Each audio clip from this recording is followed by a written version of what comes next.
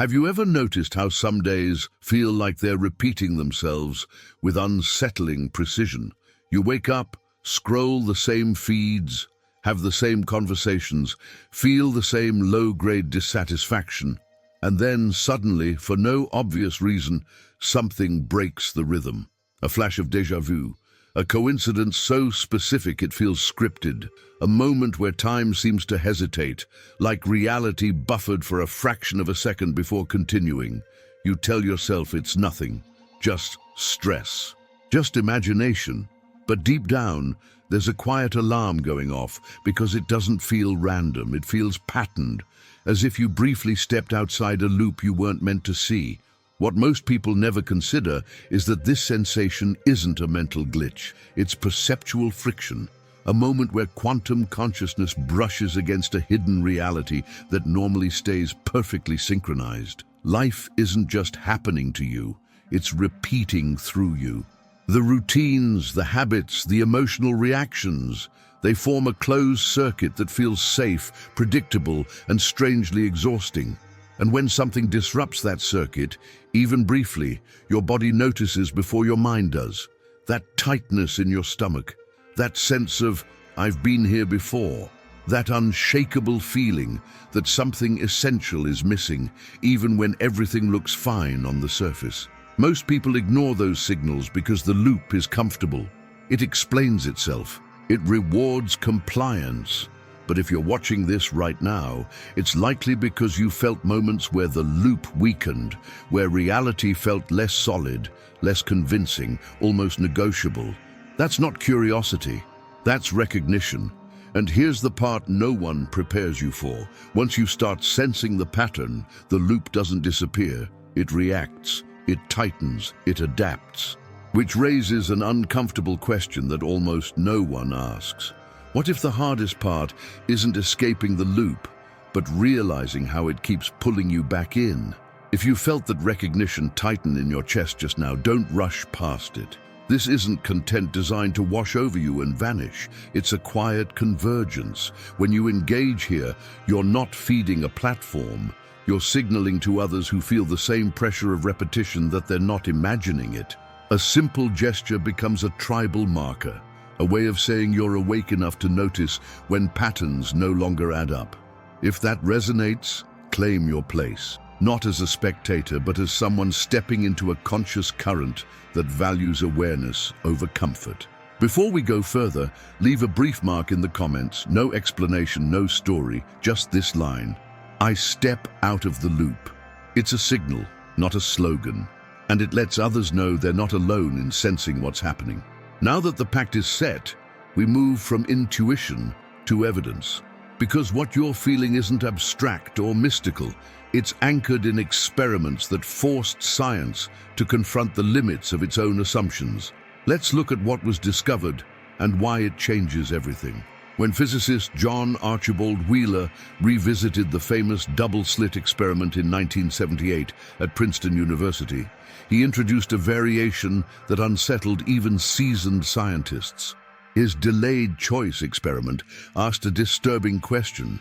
What if the decision to observe a particle is made after it has already passed through the slits? Classical logic says the particle's behavior should already be decided, but the results showed otherwise. Whether light behaved like a wave or a particle appeared to depend on an observation made after the event had supposedly occurred. In other words, the present measurement seemed to reach backward in time, reshaping how the past had unfolded. This wasn't philosophy, it was published physics, and it directly challenged the idea of a fixed objective timeline. Mainstream science often frames this as an abstract quirk of measurement, but that explanation avoids the psychological impact of what it implies. The observer effect is not just about instruments in a lab.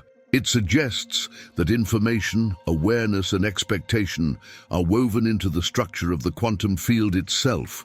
And this means that you are not merely reacting to reality as it happens. You are participating in how it resolves. The way you anticipate outcomes, the emotional charge you bring into situations, even the assumptions you carry quietly into each day. influence which possibilities collapse into experience. If this sounds unsettling, notice how familiar it feels. Think about how your life seems to repeat certain patterns no matter how much effort you apply. The same types of relationships, the same emotional walls, the same sense of progress followed by regression. That isn't failure, it's reinforcement. When attention locks onto expectation, the system stabilizes around it. Consciousness expansion doesn't begin with effort, it begins with awareness of the loop itself. In the 1990s, physicist Yakir Aharonov at Tel Aviv University expanded on this idea with time-symmetric quantum mechanics, proposing that future conditions can influence present states just as much as past causes do. This challenges the linear story we're taught about cause and effect, and this means that you may be reinforcing outcomes not because of what you did before, but because of what you are unconsciously expecting next. Emotionally, this explains something deeply personal. That heaviness when you try too hard, that strange relief when you stop forcing answers. The quantum field doesn't respond well to control, it responds to coherence. But here's where it becomes uncomfortable. If awareness can trap you inside a loop, then breaking it doesn't come from more observation. It comes from changing how observation itself is applied. And that leads directly into the next idea. The one that explains why letting go feels so much harder than trying. What comes next explains why this loop doesn't just live in your thoughts, but in your nervous system. In the early 1990s, researchers studying nonlinear systems began to notice that separate oscillators, when brought into proximity, naturally synchronize without being forced. This principle was later explored by interdisciplinary teams at the HeartMath Institute, where physicists and neuroscientists measured how emotional states affected biological and electromagnetic coherence. They discovered that when a person enters a state of emotional alignment, the signals produced by the heart become more ordered, more rhythmic, and more efficient at transmitting information throughout the body.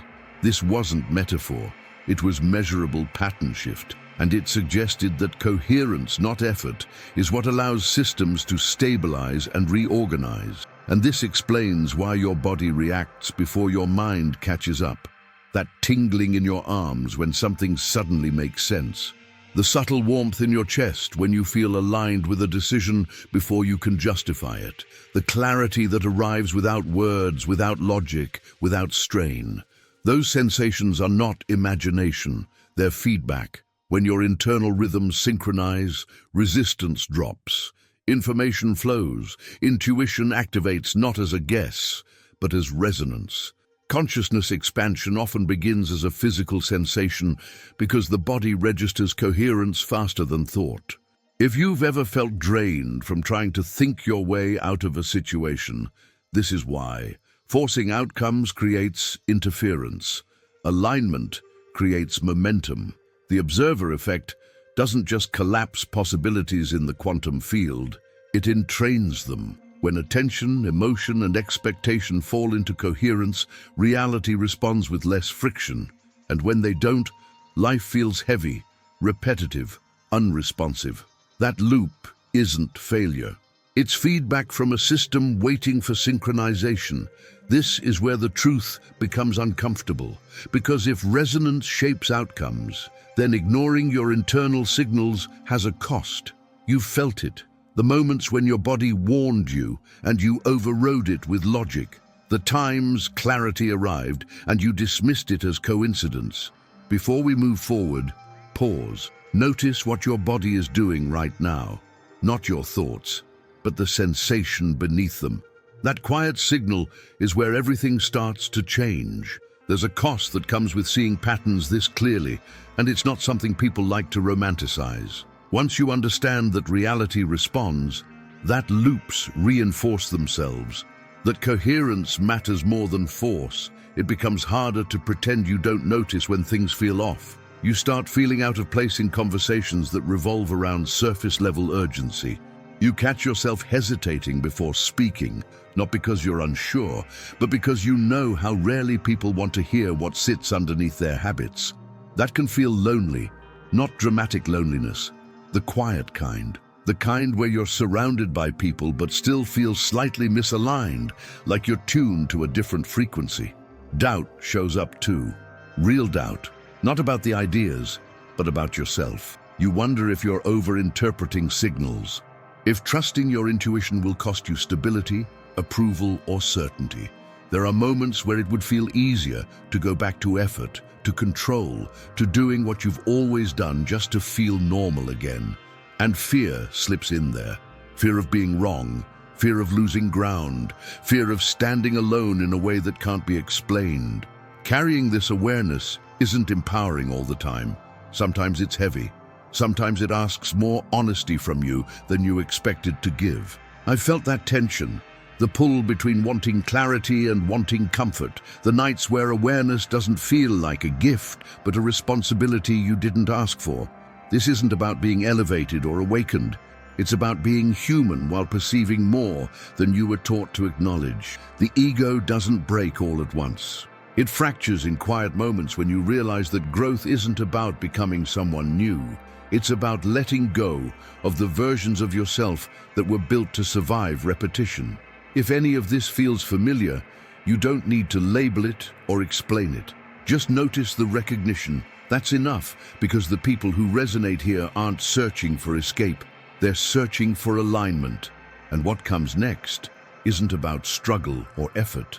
It's about reclaiming the part of you that already knows how to move forward once the noise finally settles. What you've been interpreting as a personal flaw was never a malfunction.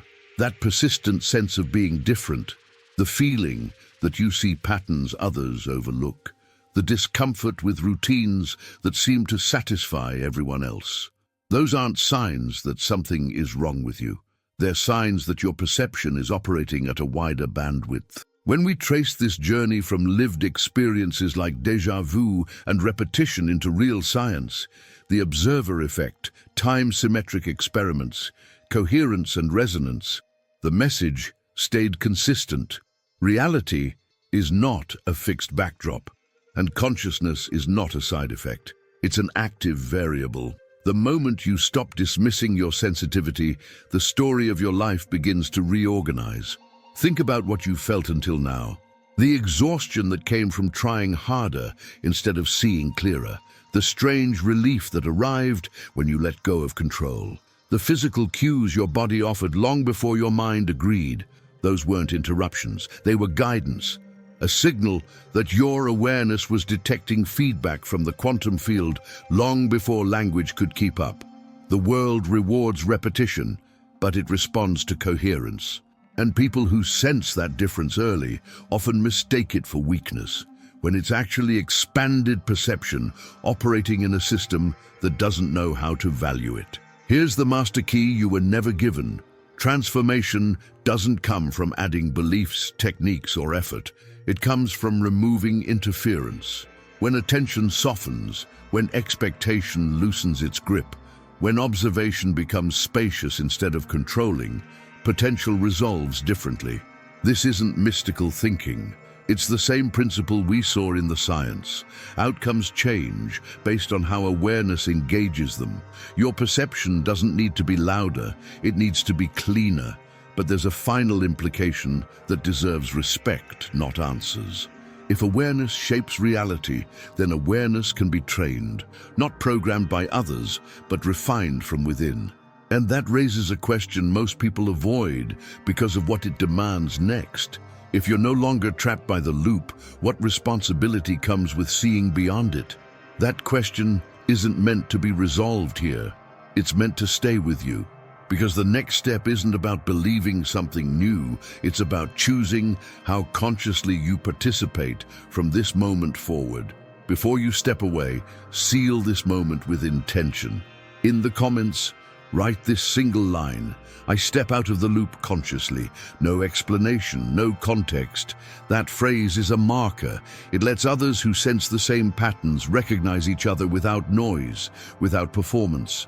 If this perspective resonated, don't hover at the edge of it. This space isn't built for passive watching or casual curiosity. It's a gathering point for people who are willing to see beyond repetition, and take responsibility for how awareness is used. Joining here isn't about following a channel.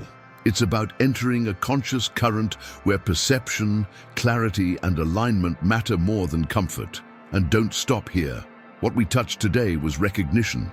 The next step is application, and it challenges one of the most ingrained habits humans rely on when they want change. Stop praying, start collapsing. How to force the quantum field to align. Your consciousness brought you here. What happens now is your choice.